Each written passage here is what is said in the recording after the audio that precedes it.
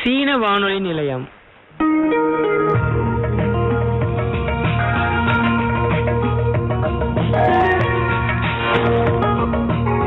அன்று இன்று.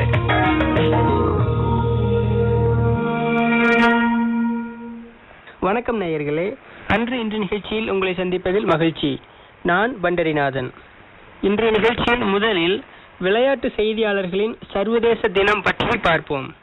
சர்வதேச விளையாட்டு பத்திரிகையாளர்கள் சங்கம் 1996ஆம் ஆண்டு கனடாவில் பிரதிநிதி மாநாட்டை நடத்தியது. அந்த மாநாட்டில் ஆண்டுதோறும் ஜூலை 2ஆம் தேதி சர்வதேச விளையாட்டு பத்திரிகையாளர் தினம் கடைபிடிப்பது என அறிவிக்கப்பட்டது. அடுத்து அமெரிக்க எழுத்தாளர் எர்னஸ்ட் ஹெமிங்வே. உலக அளவில் புகழ்பெற்ற அமெரிக்க எழுத்தாளர்களில் ஒருவரான எர்னஸ்ட் ஹெமிங்வே 1961 ஜூலை 2ஆம் நாள் காலமானார். அப்போது அவருடைய வயது 62. தனித்துவமான எழுத்து நடை மற்றும் மிக குறைந்த சொற்பிரயோகக்காரர் என்ற பெருமைக்குரிய இவரது 20ஆம் நூற்றாண்டின் புனைக்கதைகள் இலக்கியத்தில் பெரும் தாக்கத்தை ஏற்படுத்தின. தி ஓல்ட் மேன் அண்ட் த சீ எனும் இந்த புதினத்தால் இவருக்கு 1953ஆம் ஆண்டுக்கான புலிட்சர் பரிசும் 1954ஆம் ஆண்டில் இலக்கியத்துக்கான நோபல் பரிசும் வழங்கப்பட்டது குறிப்பிடத்தக்கது. கடைசியாக 3 சுருக்கமான தகவல்கள்.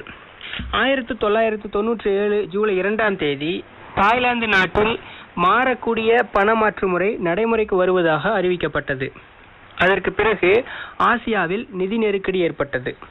1777 ஜூலை 2ஆம் தேதி அமெரிக்காவின் வெர்மாண்ட் மாநிலம் அடிமைத்தன முறையை அகற்றியது. அமெரிக்காவில் இவ்வாறு செய்த முதல் மாநிலமாக வெர்மாண்ட் மாறியது. 1901 ஜூலை 2ஆம் தேதி ஜெர்மனியைச் சேர்ந்த ஒருவரால் வடிவமைக்கப்பட்ட வான் கப்பல் வெற்றிகரமாக பயணித்தது. இது மனிதகுல வரலாற்றில் முதல் வான் கப்பலாகும். நேயர்களே, இத்துடன் இன்றைய நிகழ்ச்சி நிறைவு பெறுகிறது. நாள்தோறும் அன்று இன்று நிகழ்ச்சியை கேட்க தவறாதீர்கள். வணக்கம். உலகில் நிகழ்ந்த வரலாற்று சுவடுகளை அறிந்து கொள்ள விரும்பினால் நாளைய நிகழ்ச்சியை தொடர்ந்து கேளுங்கள். முக்கிய வரலாற்று நிகழ்வுகள், சுவையான வரலாற்று பதிவுகள், முக்கிய உலக தின கொண்டாட்டங்கள், நினைவு நாட்கள் ஆகியவை இந்த நிகழ்ச்சியில் இடம்பெறும். அன்று இன்று நிகழ்ச்சியை நாள்தோறும் கேட்க தவறாதீர்கள். வணக்கம். சீன வானொலி நிலையம்.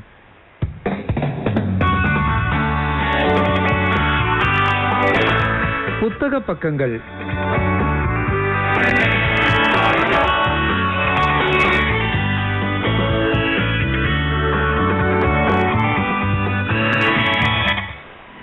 ஓநாய்க்குல சின்னம் நாவலின் தொடர்ச்சி.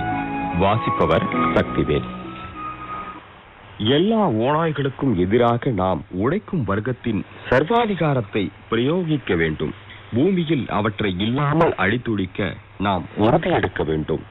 அதே போல பழமையான எல்லா கருத்துக்களையும் சடங்குகளையும் பழக்க வழக்கங்களையும் ஓநாய்கள் மீது இரக்கம், ஓநாய்களுக்கு பணிந்து போவது, இறந்தவர்களின் உடல்களை ஓநாய்களுக்கு உணவாக அளிப்பது போன்றவை நாம் தீவிர விமர்சனத்துக்கு உட்படுத்தியாக வேண்டும். பில்ஜிக்கு எதிராக அவன் குற்றம் சாட்டுகிறான் என்பதை தெளிவாக உணர்ந்தான் ஜென். அவன் பேச்சை முடிப்பதற்கு முன்பாக குறுக்கிட்டான். ஒரு விஷயத்தை அவன் எல்லை மீறிக்கொண்டு செல்கிறாய், அப்படித்தானே? 2 கால் விலங்குகளுக்காகத்தான் வர்க்க வேறுபாடுகள் பொருந்தும். வர்க்க அமைப்புக்குள் ஓநாய்களை கொண்டு வருவதாக இருந்தால் பிறகு நீ யார், மனிதனா ஓநாயா? நம்முடைய மகத்தான உழைக்கும் மக்களின் தலைவர்களை நீ ஓநாய் பிரிவுக்குள் சேர்க்க முற்படுவது உனக்கு பயமாக இல்லையா? மனிதர்கள் மனிதர்களை கொல்லும் போது மட்டும் அது தன் இனத்தையே கொல்லும் செயலாகாதா?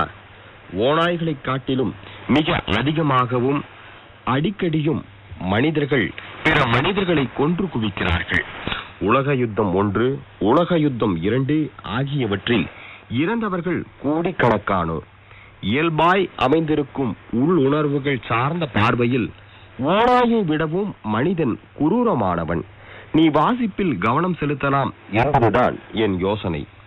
சிவப்பு பாதுகாவலர் தன்னுடைய சவுக்கை ஜென்னை நோக்கி கோபமாக நீட்டி, மேல்நிலை பள்ளி படிப்பை முடித்திருப்பதால் நீ மிகவும் புத்திசாலி என்று நினைத்துக் கொண்டிருக்கிறாய்.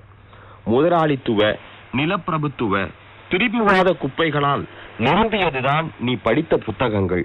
அவை விஷ வித்துக்கள் அன்றி வேறில்லை. பள்ளியில் நீ எப்பொழுதும் ஒதுங்கி தனித்திருப்பாய்.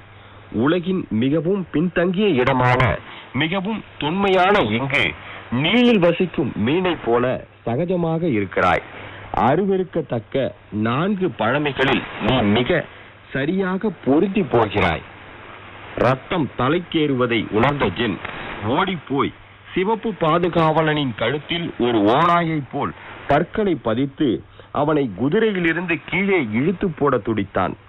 இலக்கிலிருந்து சற்றும் மாறாது காத்திருக்கும் ஓநாய்களின் பொறுமை நினைவுக்கு வர அவனை வெறுமனே முறைத்து பார்த்துவிட்டு குதிரையின் பக்கவாட்டில் சத்தமாக தட்டி திரும்பி விலகிச் சென்றான்.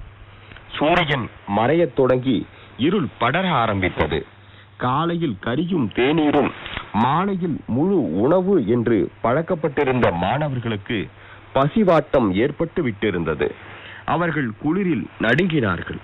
தலைமையிட சோதனை குழுவின் தலைவர்களும் பெரும்பான்மையான இராணுவ வீரர்களும் மாணவர்களும் இறந்து போன ஓநாய்களை ஏற்றிக்கொண்டு சென்ற வண்டிக்கு பின்னால் முகாமை நோக்கி சென்றார்கள். ஜென்சென்னும் பட்டுவும் லாசுருங்கும் பட்டுவின் பெருமதியான சுருக்கு கயிற்று தடியை தேடியும், அதே சமயம் மேலும் ஏதாவது ஓநாய்கள் குதிரைகளின் பறக்கும் குழம்புகளால் இறந்தோ காயம்பட்டோ கிடக்கின்றனவா என்பதை தேடி பார்க்கவும் சென்றார்கள்.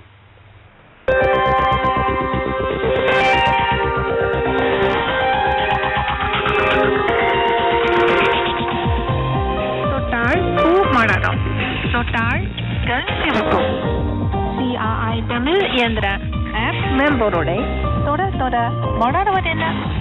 சீன வானொலி தமிழ் ஒலிபரப்பின் பல்லூரக சேவை கைபேசியில் பதிவிறக்கிவிட்டீர்கள்.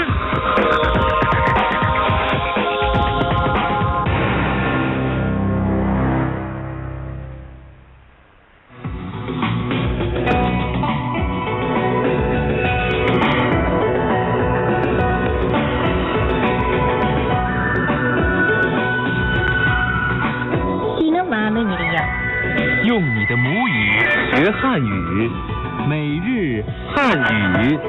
நீங்க